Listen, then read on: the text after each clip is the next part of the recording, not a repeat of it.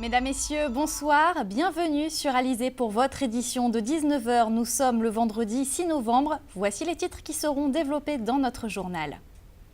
Sondage de l'Institut Calistat à un mois du premier tour des régionales, Harry Chalus devancerait Victorin Lurel. Le port de Guadeloupe primé une nouvelle fois pour sa fiabilité et sa flexibilité comme premier port de la Caraïbe. La Voie verte, un projet de Cap Excellence pour une mobilité plus écologique dans l'agglomération. Le journal, Aurélie Ronze. Mais avant de développer tous ces titres, notez que la Guadeloupe et la Martinique ont été placées en vigilance orange pour fortes pluies et orages. Dans notre département, les précipitations vont s'intensifier dans la soirée et dans la nuit. Les pluies qui pourront être accompagnées d'éclairs et de rafales de vent entre 50 et 70 km/h. Les cumuls de pluie devraient atteindre entre 80 et 150 mm en 12 heures, jusqu'à 200 mm localement. La préfecture rappelle qu'il faut faire preuve de vigilance avant d'entreprendre un déplacement. Notez que sur l'île Sœur, des pluies diluviennes se sont abattues cet après-midi à Rivière-Pilote, au Vauclin ou encore à Rivière-Salée. D'ailleurs, la Trans-Martinique prévue ce week-end a été annulée. Conséquence de ces intempéries annoncées en Guadeloupe, les travaux sur le pont de la Gabarre qui devaient avoir lieu ce week-end ont été reportés. Des travaux qui avaient d'ailleurs provoqué, souvenez-vous, la colère des automobilistes. Il s'agit de changer le joint de chaussée, ce qui doit être effectué par temps sec. Les travaux ont été repoussés de quelques mois.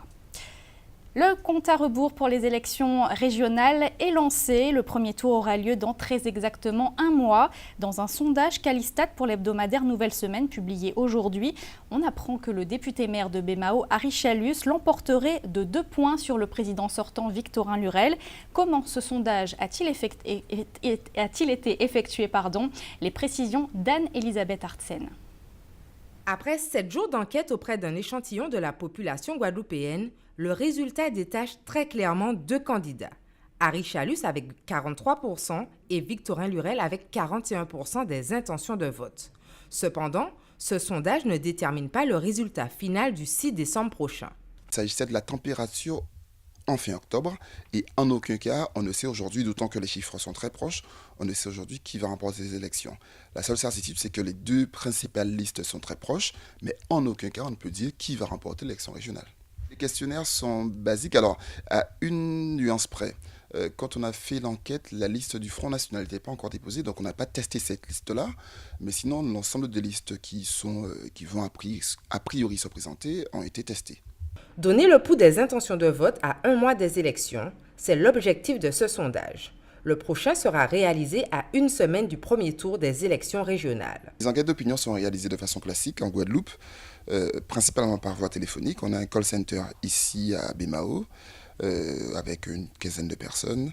Et on interroge toujours des échantillons représentatifs de la population guadeloupéenne. Ici, l'échantillon qu'on a interrogé était composé de 705 personnes représentatives. Donc toutes les communes de la Guadeloupe ont été interrogées en tenant compte de leurs poids respectifs. Donc bien évidemment, moins de personnes à Saint-Louis-de-Marie-Galante, par exemple, qu'à Cozabim. Selon le baromètre politique d'octobre 2015 de Calistas, seulement 3 Guadeloupéens sur 10 feraient confiance aux politiques locaux. Avec 16 et 15% respectivement, Harry Chalus et Victorin Lurel sont à quasi-égalité. Les autres personnalités politiques sont loin derrière. Verdict dans les urnes, décembre 2015, pour le premier tour de ces élections régionales. Le premier tour qui aura donc lieu le 6 décembre prochain. Patrick Hury et Esmeralda Grel vous ont justement demandé si vous vous sentiez concerné par ces élections. Comme chaque fois, on va voter. On ne sait pas encore pour qui vraiment, pourquoi vraiment, donc on attend pour voir. C'est tout. C'est un moyen pour faire changer la Guadeloupe.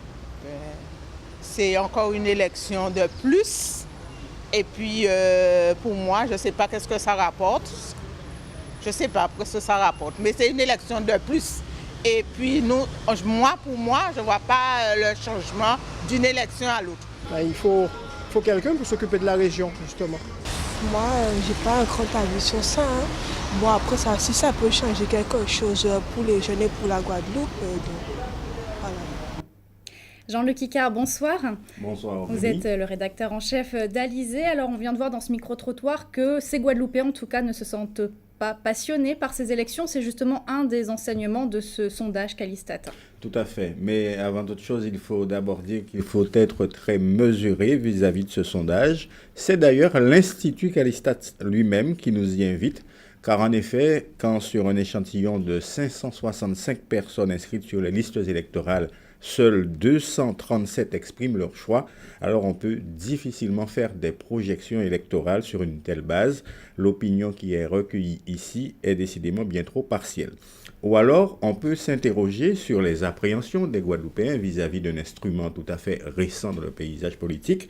Ou alors, comme vous l'avez dit, et comme vient de le montrer ce qu'on appelle dans notre jargon un micro-trottoir, les Guadeloupéens se désintéressent de plus en plus de la chose politique.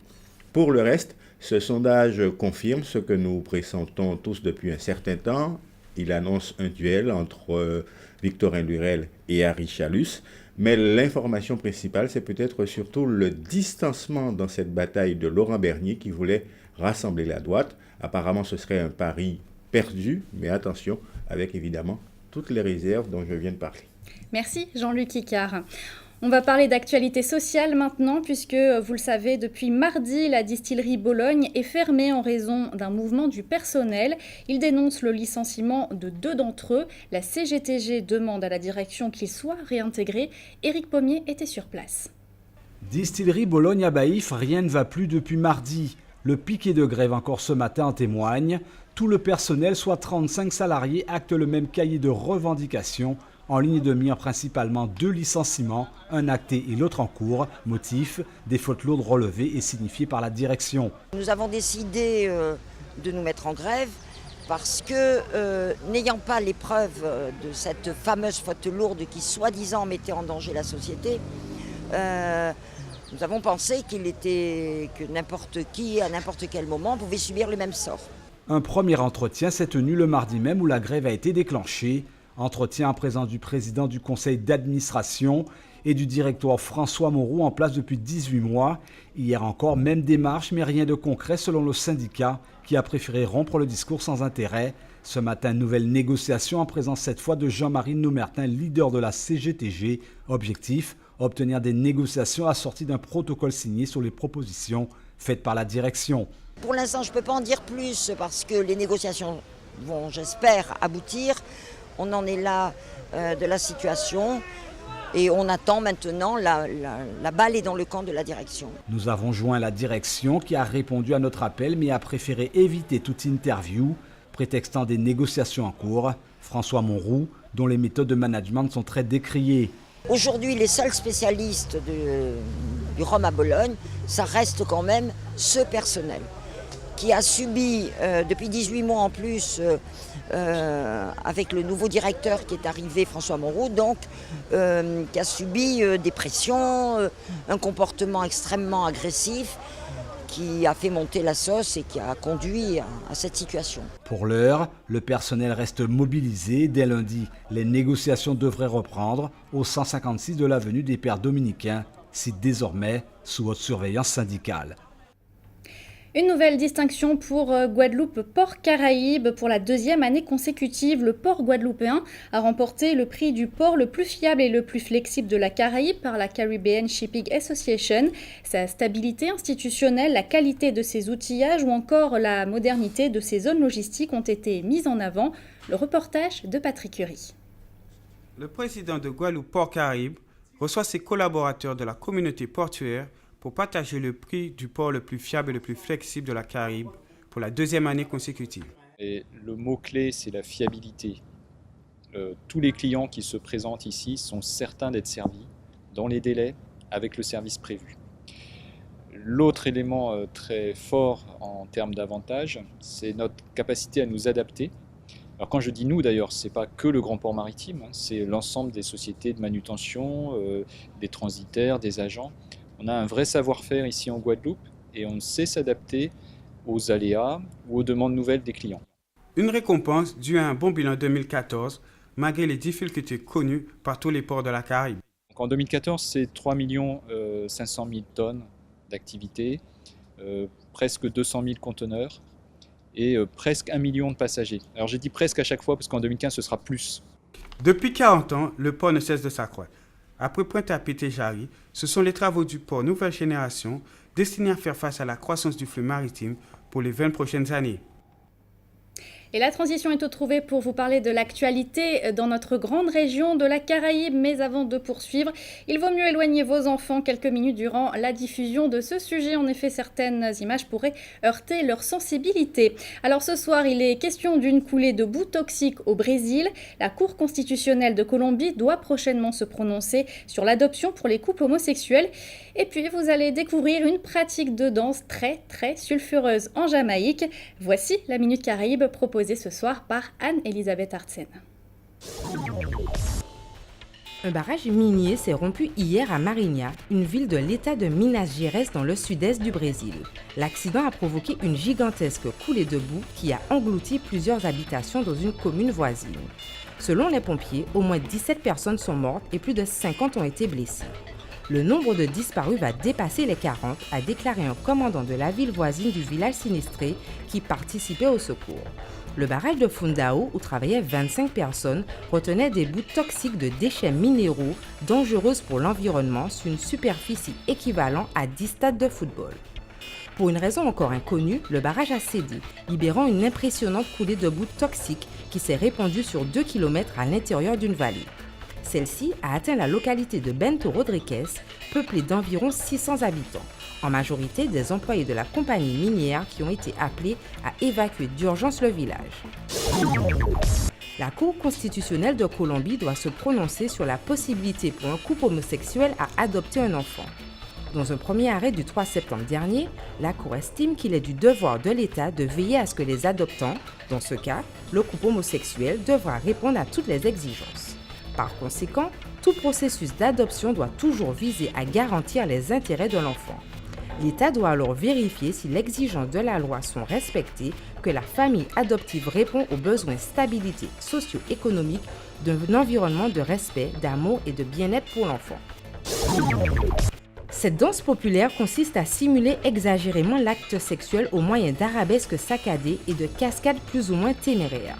Considérée comme une émanation de la culture populaire caribéenne pratiquée dans les dancehalls de Kingston, le Dungeoring souffre pourtant d'une mauvaise réputation.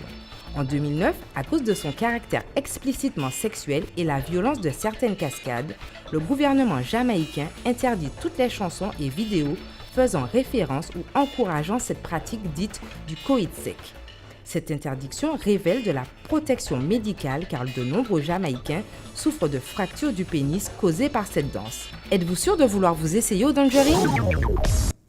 On vous conseille quand même de ne pas trop tenter la même expérience. Voilà, les enfants, vous pouvez bien sûr revenir devant votre télévision.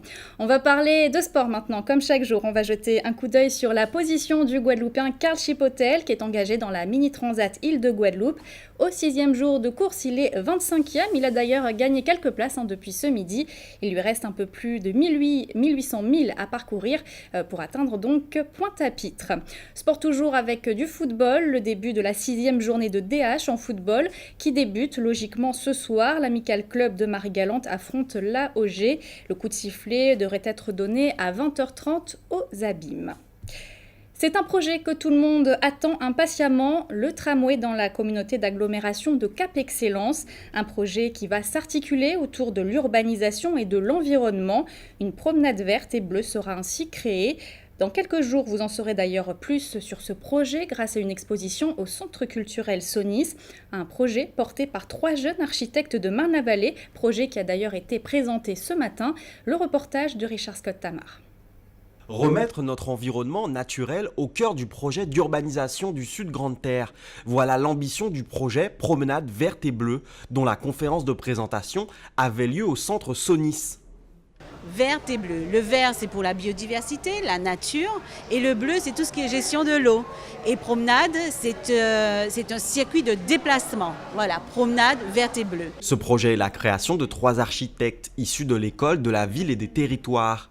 Il a comme but premier d'accompagner la création du fameux tramway, le tramway du Sud Grande Terre, cet ambitieux transport en commun qui reliera les Abîmes, Pointe-à-Pitre et Baie-Mahault, selon un axe nord-est-ouest, partant du nouveau CHU jusqu'à la zone industrielle de Jarry et le centre de Baie-Mahault.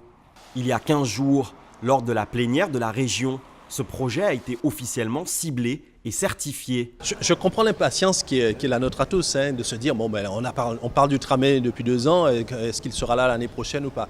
En fait, lorsque nous parlons aujourd'hui de comment nous construisons autour du tramway, c'est également le tram qu'on met en avant, parce que ce n'est pas un objet qui vient se poser au-dessus de tous les autres. C'est une intégration, une reconstruction de tout notre environnement urbain dans le centre de la Guadeloupe.